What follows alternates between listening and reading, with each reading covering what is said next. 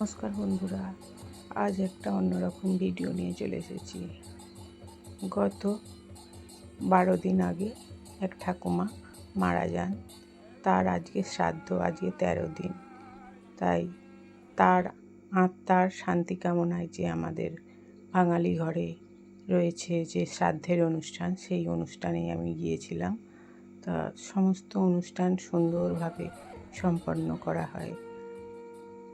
এত সুন্দর ঠাকুমাটা ছিলেন যে হঠাৎই 96 বছর বয়সে একটা ছোট্ট স্ট্রোক হয়।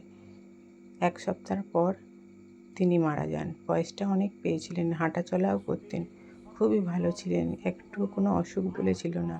কিন্তু হালকা একটা স্ট্রোকে উনি আজকে আর আমাদের মধ্যে নেই। তার আত্মার শান্তি কামনায় আমাদের এই যে শ্রাদ্ধের অনুষ্ঠানটা শুরু হয়। বন্ধুরা, কেমন হয়েছে ভিডিওটা একটু জানাবেন।